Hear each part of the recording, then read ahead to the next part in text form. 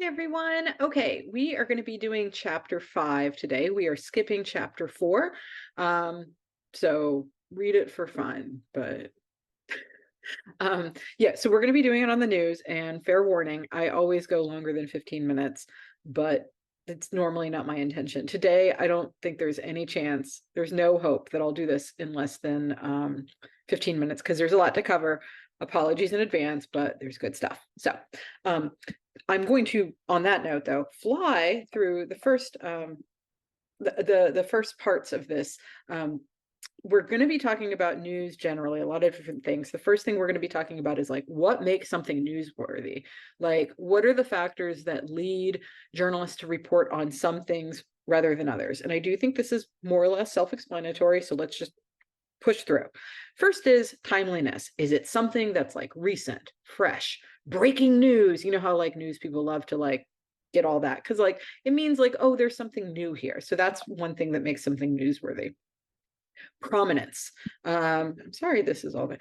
Prominence. This is another thing that makes something newsworthy. It doesn't just mean that like, oh, it's about something that matters. It could be it's about somebody who matters. So, what's news with Taylor Swift is not necessarily news with other people, right? It's like anything could be news with Taylor Swift. Anything that the royal family does is inherently news, whether it's interesting or not, right? Because it's like really about them. It's not necessarily about what they're doing. Like we don't care when like our friend gets, I mean, we care when our friend gets pregnant, but we really care when like a princess gets pregnant.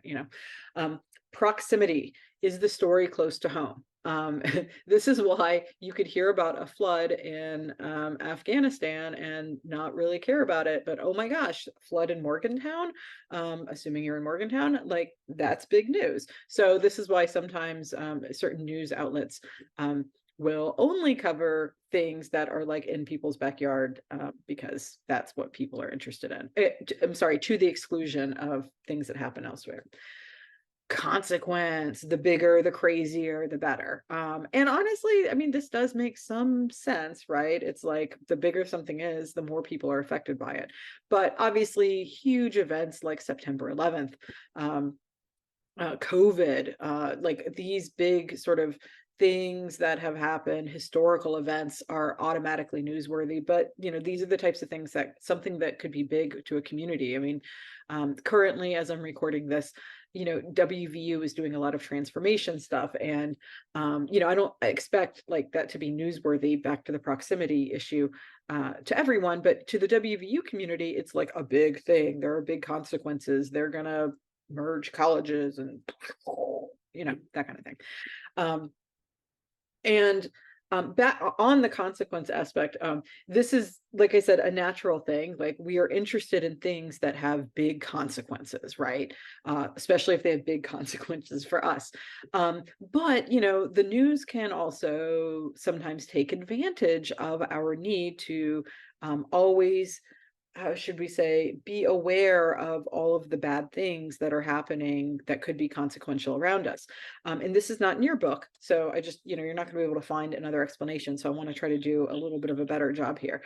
Um, a lot of people will ask, like, why are people so into bad news? Why doesn't the news ever report good things, And the answer is because if the news is reporting good things that happen, people just wouldn't watch, right? Like we only are really interested in the things that could hurt us, right? Think about the local news. I hate the local news, but it's a great example, right? It's always about house fires, crime, who got like, car accidents, like all of these, like, it's never really about like, maybe they'll have a feel good thing at the end, like today a panda was born at the zoo or something like that. But that's like the last 3 minutes. Normally, the local news is focused on, disaster and chaos, and the reason that that is a successful thing for the news to do, why that's going to get more viewers, is because there's a surveillance function of the news. Back when we were hunters and gatherers, like the only way that we could really learn about the dangers that might hurt us, right? Like is through direct experience, like, oh, maybe a lion like actually attacked me, or maybe a lion attacked my sister. It's like, so I know to stay away from lions.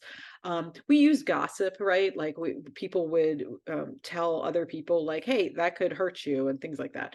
But now, right, we have a news organization that tells us about threats to us that might not even have anything to do with us.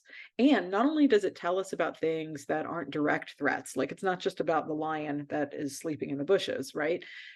It we have news sources that are 24 hours a day, right? And on one hand, this can be detrimental, but on the other hand, because right, it keeps us sort of hyper vigilant and it always makes us afraid of things. But what I want to impress upon you is that this surveillance function, it the news is always telling us like what we need to watch out for, what we need to feel afraid of. There's a natural sort of biological imperative for us to want to pay attention to that stuff.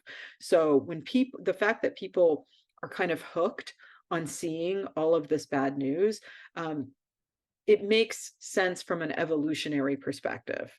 I'm not saying it's good, but that is the surveillance function. There's a biological sort of need within us to pay attention to the things that can harm us. And therefore, the fact that all the news does is report on things that could hurt us, it makes a lot of money. I highly recommend. Does this work? Yeah, I'm not going to. If we were in class right now, I would show you this really funny, it's old, but it's still very funny, stand-up comedy thing about how it's from George Carlin. He's deceased now, but he's kind of vulgar and he has a great comedy routine on these types of things, like how he is glued to the television if he can like see like NASCAR races, like where there's explosions and things like that. But check it out. And finally, I already sort of alluded to this, like there is good news, like there are these human interest stories that the news does focus on, but as I mentioned, those are usually newsworthy, like it gets put towards the end of the broadcast or the end of the newspaper. Okay, I know I'm going fast, but again, a lot to cover. Shifting gears here, one of the objectives from this unit is to help you understand some basic theories about news media effects. So how does the news affect people's perceptions of the world? There's a theory called framing theory. So, picture frame, I have like a cute little thing around here.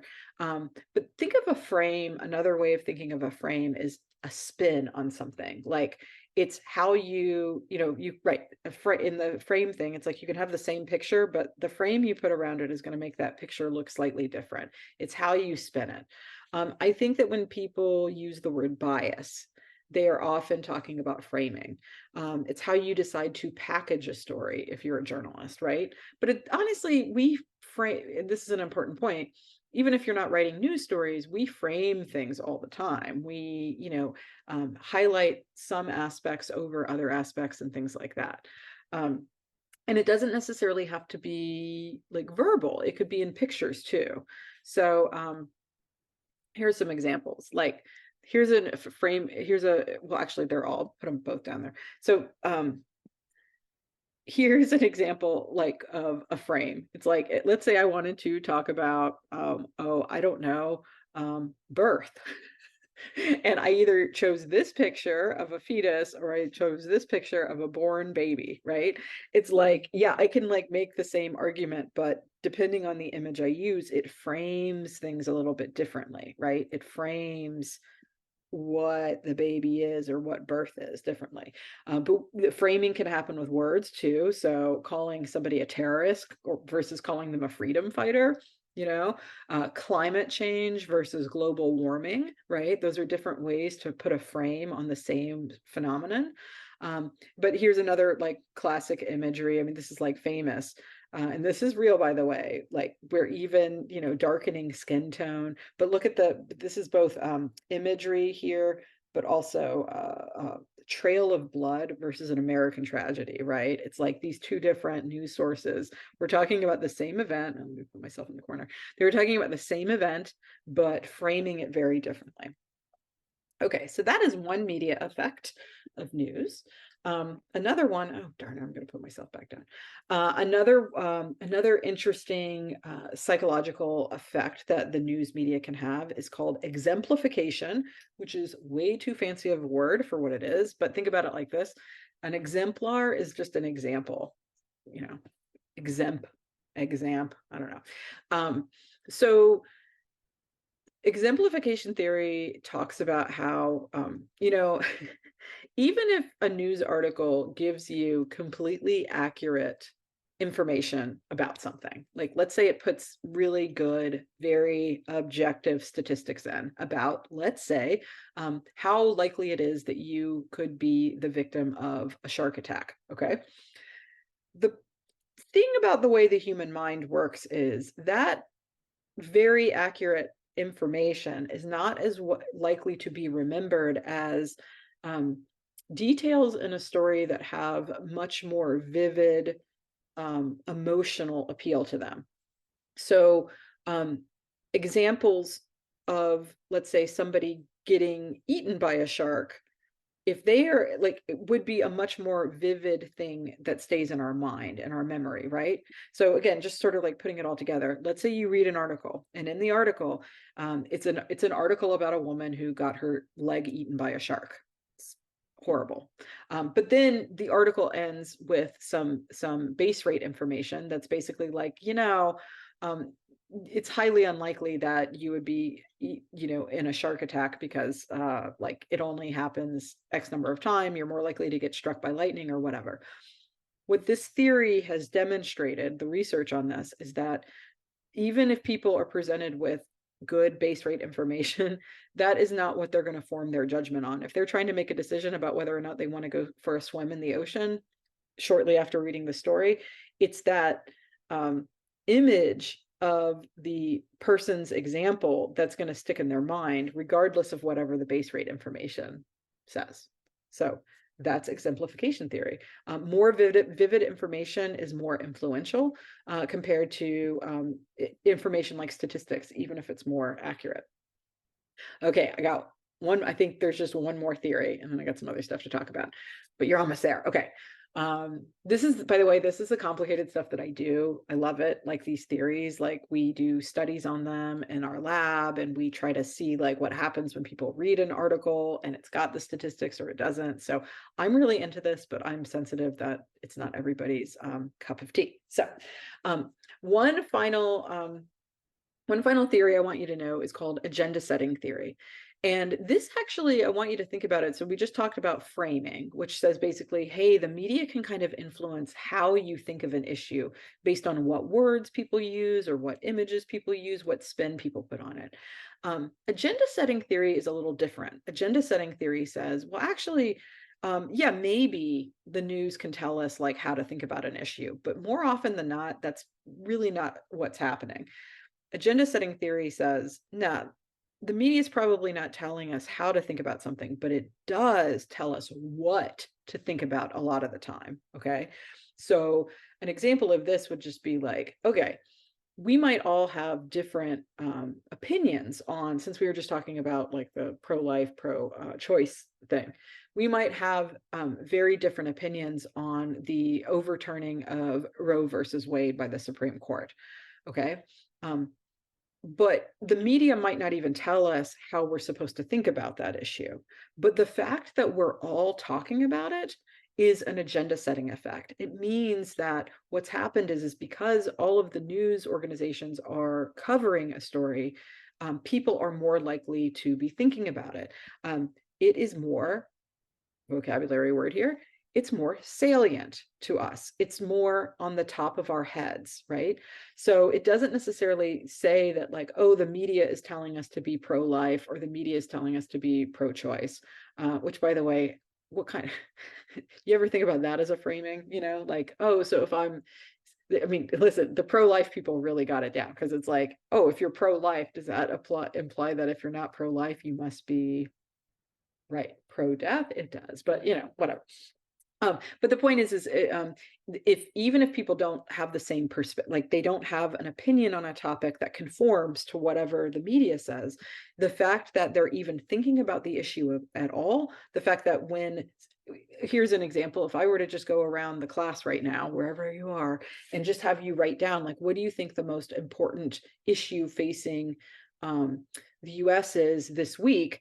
There's a good chance that most of you would write down probably the same thing, because it's kind of like our news sources tend to determine what everybody's talking about, what people are going to grab at the top of their head, what's most important to them.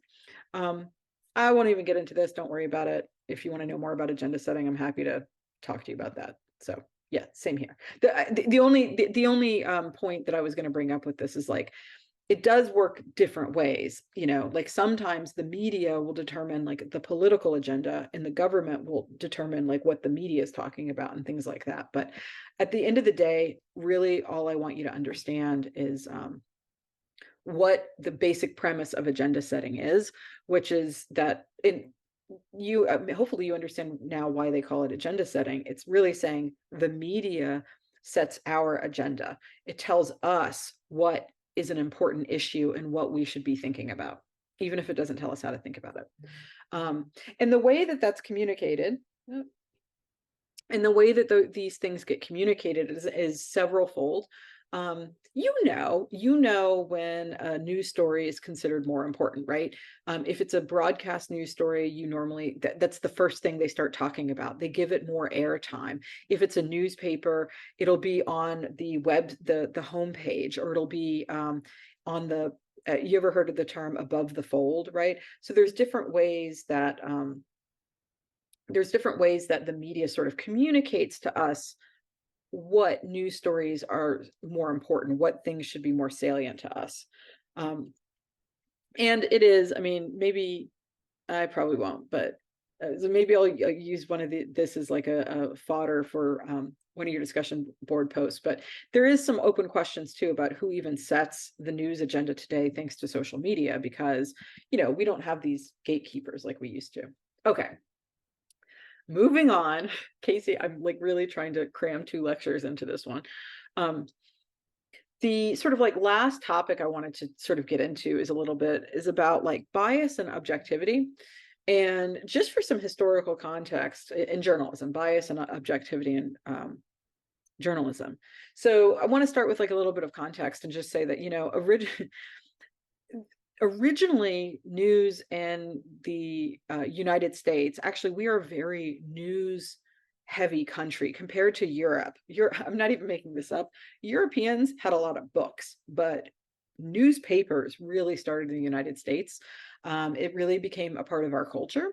And our founding fathers, they used to like distribute pamphlets and stuff, they were into pamphlets. And the news was very, very partisan. And if you want to like listen to a little, if you want to listen to like some information on that, I think this is like a little NPR segment if you're interested in knowing about that. It was unapologetically biased. I mean, it's kind of funny to hear people talk about like how biased the media is now, because it's like you ain't seen nothing. Then Jacksonian democracy came along in the early 1800s, and this was sort of like a political movement where there was more emphasis on the common man, like trying to get away from the elites. And then instead of just having pamphlets that like, the rich white guys could distribute, the penny press was invented, and news became more affordable, and it became more mass communication. Remember, we talked about that a few lectures ago. It became more appropriated for the masses, right? In doing so, over time, there tended to be more of an emphasis on trying to be objective and fair. That said, there's still a lot of fake news. So even though there was this emphasis on fake news and fairness, the penny press was famous for having like crazy stories in it, like that were kind of like soap opera-y and kind of sensational, kind of like modern day tabloids today, right? Where even if it's not necessarily outright fake news, like Bat Boy and like, and when I say bat boy, I literally mean like a bat boy. It's like a famous tabloid thing. But they were sort of sensational, gossipy, those types of things. Um, so I don't mean to give you so even though there was sort of this movement towards objectivity, fake news is really sort of something that's been around in the United States for a long time. It's gotten us into a couple of wars. I could talk at length about this. In fact, Paul Revere himself published one of the first or one of the more famous pieces of fake news that actually sort of helped spark the American Revolution by sort of mischaracterizing the Boston Massacre and making it seem like the British were more aggressive than they actually were.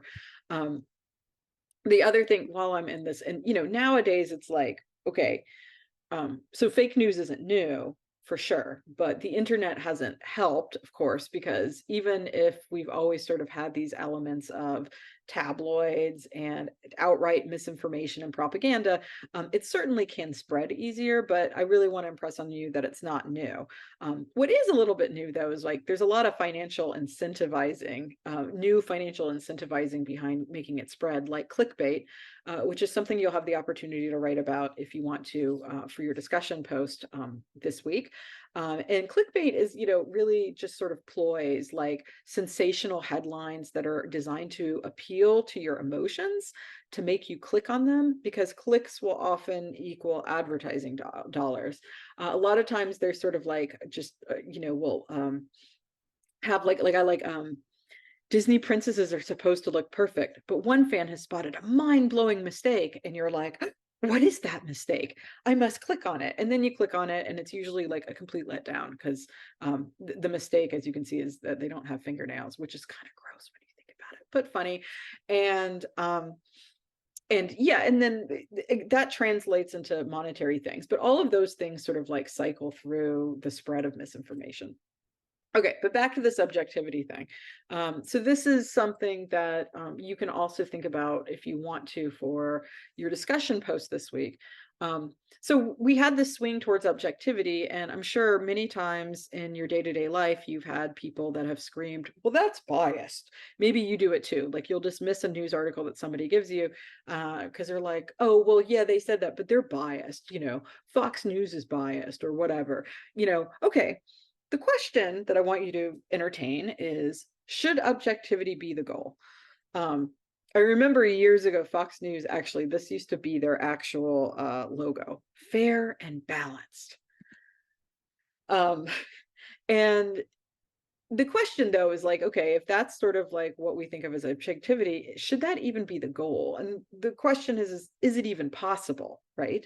Could something written by human beings, we all have our own limitations on knowledge and our own way of seeing the world. How is it ever possible to be fair and balanced? And is balanced even the appropriate goal? Think about it like this.